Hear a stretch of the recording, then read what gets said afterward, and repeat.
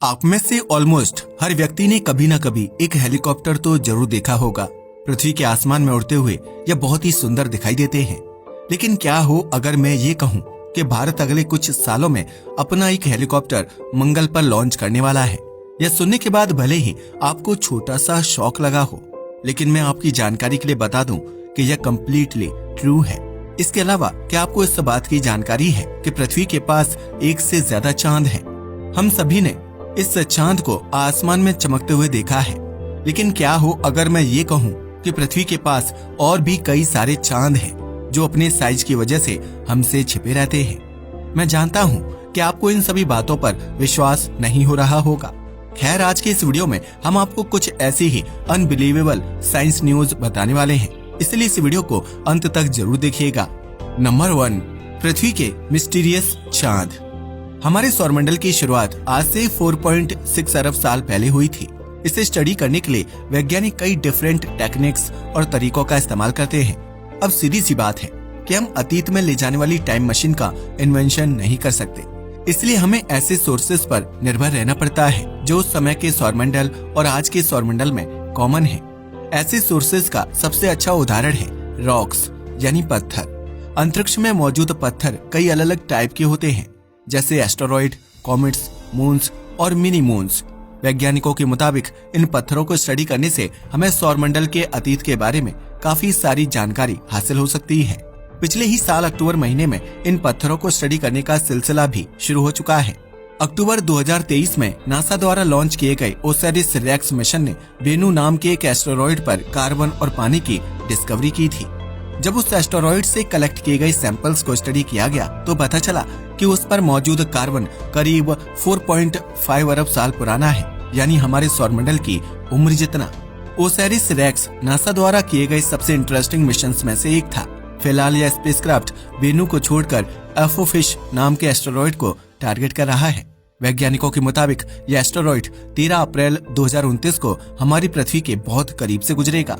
आपको जानकर हैरानी होगी कि उस समय इसके हमारी पृथ्वी से टकराने के चांसेस करीब 2% होंगे। वैज्ञानिक इस मौके का फायदा उठाते हुए ओसिरिस रेक्स को एफोफिश पर लैंड करा देंगे। इसके बाद इस एस्टेरॉइड की सतह और वातावरण को स्टडी किया जाएगा।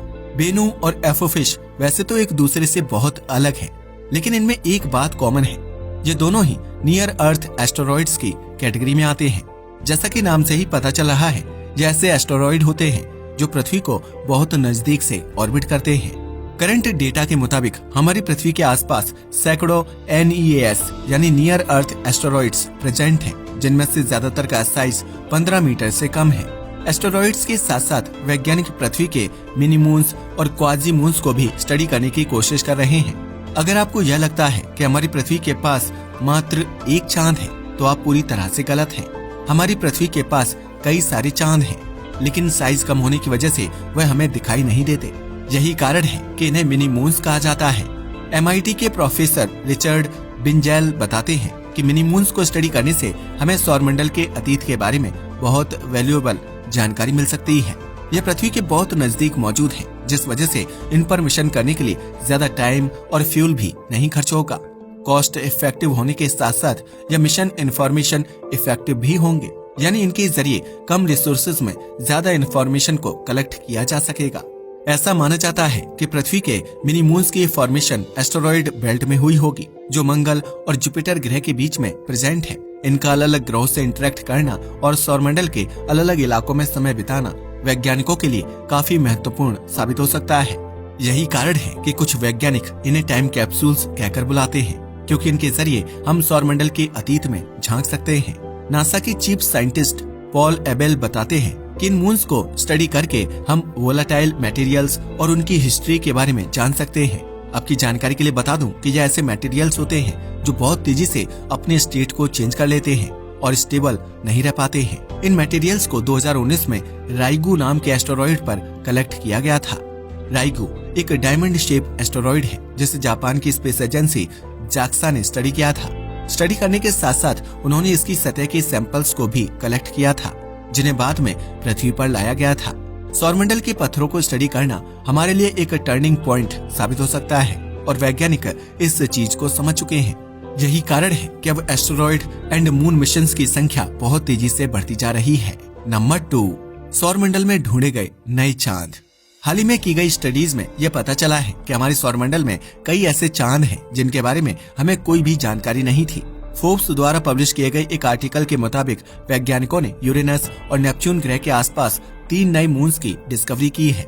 इनमें से एक चांद यूरेनस ग्रह का चक्कर लगा रहा है और फिलहाल उसे S/2023 U1 का नाम दिया गया है। करंट इन्फॉर्मेशन के मुताबिक इस चांद का डायमीटर करीब 8 किलोमीटर है और इसे यूरेनस का एक चक्कर लगाने में करीब 680 दिनों का समय लगता है। इस चांद की डिस्कवरी से पहले यूरेनस के पास 27 मून्स हुआ करते थे, लेकिन अब यह संख्या बढ़कर 28 हो चुकी है। फिलहाल इस चांद के नाम पर चर्चाएं चल रही हैं। नासा के मुताबिक इसका नाम शेक्सपियर के लेखों के किसी कैरेक्टर पर रखा जाएगा। यूरेनस के अलावा वैज्ञानिकों ने नेपच्यून के ऑर्बिट में भी 2 नई मून्स की डिस्कवरी की है। नेपच्यून हमारे सौरमंडल के सबसे खतरनाक ग्रहों में से एक माना जाता है। इसके वातावरण में चलने वाली तेज हवाएं, इसके चांद पर मौजूद विशाल ज्वालामुखी और इसका जानलेवा तापमान इसे इतना खतरनाक बनाते हैं। अभी तक इसके पास 14 चांद हुआ करते थे, लेकिन अब इनकी संख्या बढ़कर 16 हो चुकी है। इन 2 नई मून्स में S/2002 N5 सबसे बड़ा है और इसका डायमीटर 23 किलोमीटर है। नेपच्यून के नजदीक मौजूद होने की वजह से इसे ग्रह का एक चक्कर लगाने में करीब 9 सालों का समय लगता है। S/2021 N1 नेपच्यून के ऑर्बिट में डिस्कवर हुआ दूसरा चांद है और इसका डायमीटर 14 किलोमीटर है। वैज्ञानिकों के मुताबिक इसे ग्रह का एक चक्कर लगाने में 27 सालों का समय लगता है, जो नॉर्मल मून्स के कंपैरिजन में एक्सट्रीमली ज्यादा है। अभी इन दोनों मून्स के भी ऑफिशियल नेम्स को नहीं डिसाइड किया गया है। अब शायद आपके दिमाग में एक डाउट आ सकता है कि इन ग्रहों के पास ये नए चांद अचानक से कैसे आ गए। खैर, ये चांद हजारों सालों से नेपच्यून और यूरेनस का चक्कर लगा रहे हैं, लेकिन साइज कम होने की वजह से वैज्ञानिकों को इन्हें डिस्कवर करने में प्रॉब्लम्स हो रही थी। यह हमसे अरबों किलोमीटर दूर है, जिस कारण अर्थ बेस्ड टेलीस्कोप्स इनके द्वारा रिफ्लेक्ट की गई लाइट को कैप्चर नहीं कर पाते थे। लेकिन नई टेक्नोलॉजीज आने की वजह से वैज्ञानिकों ने फाइनली इन्हें कैप्चर कर लिया। हैरानी वाली बात तो यह है कि इन ग्रहों के आसपास और भी कई सारे चांद मौजूद हो सकते हैं, जो आज भी हमसे छिपे हुए हैं। वैज्ञानिक उन मून्स को डिस्कवर करने के लिए टेलीस्कोप्स के साथ साथ ग्रेविटेशनल डेटा का भी इस्तेमाल करेंगे।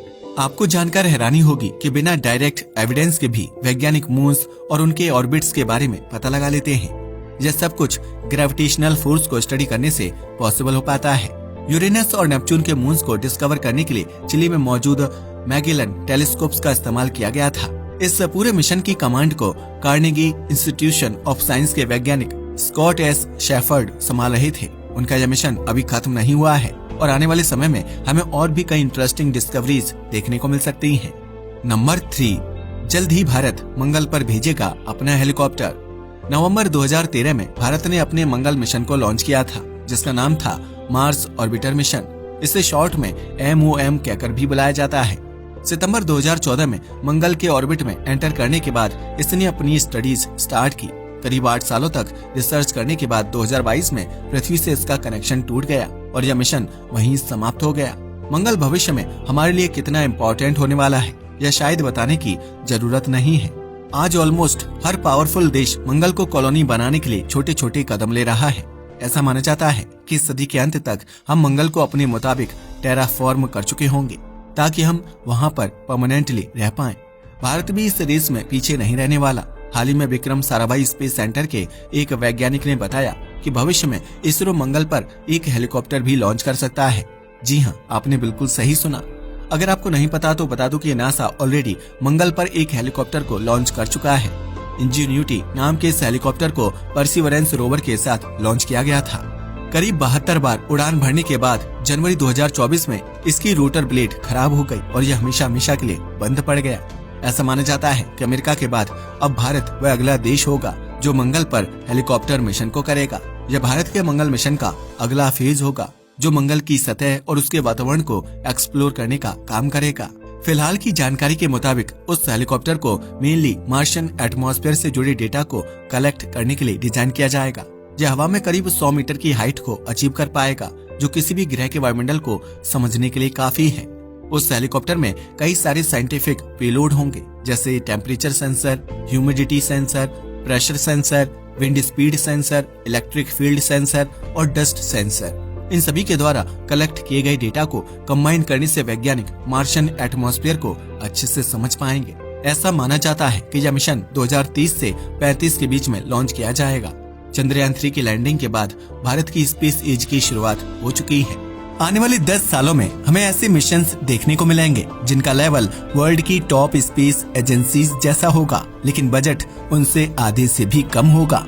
कुछ रिपोर्ट्स ऐसा बताती हैं कि चीन भी अपने मार्स ड्रोन पर काम कर रहा है, जो इस दशक के अंत तक लॉन्च हो सकता है। हालांकि इस जानकारी की कोई भी कंफर्मेशन चीन की तरफ से नहीं आई है। तो ये थी कुछ ऐसी साइंस न्यूज जो इंटरेस्टिंग होने के साथ साथ बहुत इम्पोर्टेंट भी हैं। आपको इनमें से सबसे महत्वपूर्ण न्यूज कौन सी लगी, हमें नीचे कमेंट करके जरूर बताइएगा। आज की इस वीडियो के लिए बस इतना ही। धन्यवाद।